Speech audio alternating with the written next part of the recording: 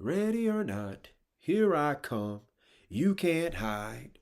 Gonna find you and make you want me. I know my singing sucks. I love that song, Ready or Not by the Fugees. I thought they was gonna play this song in this movie. Why? Because it's called Ready or Not.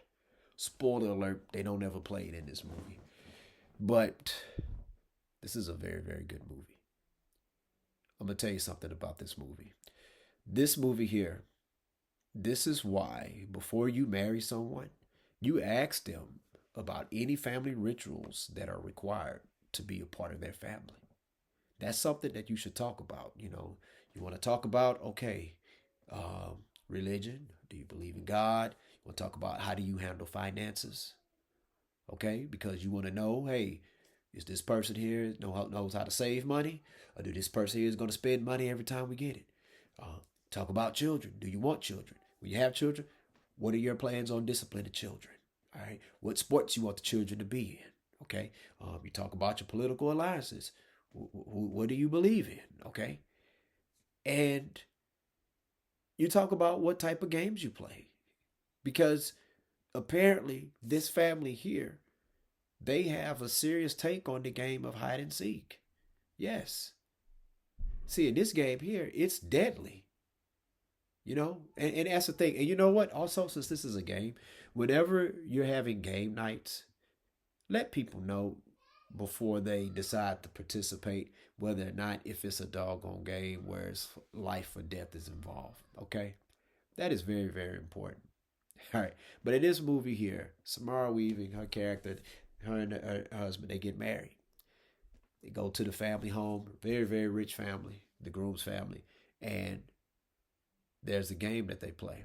It's called hide and seek, the deadly game of hide and seek. Hide and seek the bride.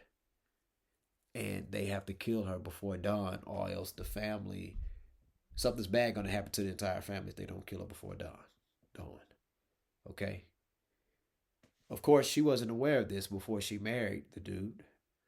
And he didn't inform her of this. Matter of fact, there's a part in this movie. I'm gonna spoil this part, so you could pause it and come go watch the movie and come back. But she's like, "Why didn't you tell me this before?" Well, because I knew you was gonna leave me. Well, of course. Like y'all could have just went. Yeah, I don't know what they could have done, but yeah, you supposed to tell somebody those type of things. And in this movie here, I feel bad. You feel very, very terrible and bad for her character. But the thing about it is, she's a strong character. And that's the thing about horror movies. As long as I've been watching horror movies, I think horror movies have created some of the biggest and greatest badass female badasses out there in film. Think about the Resident Evil movies, Allison Resident Evil. You think about Sidney Prescott in Scream. You think about Nancy in Nightmare on Elm Street. I mean, all the women in Nightmare on Elm Street. All the leading ladies in the Friday the 13th movies. You think about Jamie Lee Curtis's Laurie Strode. You think about Danielle Harris, Jamie Lloyd. I mean, you think about all these characters. The ladies part of the Hellraiser series, Texas Chainsaw Massacre. I mean, in all these movies, the movie You're Next. In all these movies, we see females doing phenomenal things, and it trips me out when couple years ago they was acting like, oh, Hollywood, they don't care about an action female being a star, they wanted to be the damsel in distress. No, that's BS bars. That's nonsense, because in the horror movie genre we see female characters like become warriors, man. And Samara Weaving, her character becomes a doggone warrior if she wasn't already a warrior. I mean, like this is a big house. I don't know how big this house is. This is like a triple sized mansion, a super sized mansion. You know what I'm saying? It's almost like they live in a freaking museum or something. But it's so many rooms and all of that and stuff. And she she pretty much does whatever it is she needs to do to survive.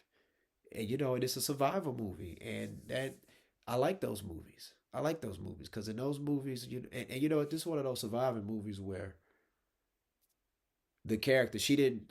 I can't think of one dumb thing she did. You know, when you watch a movie, you like, man, I would have never done that.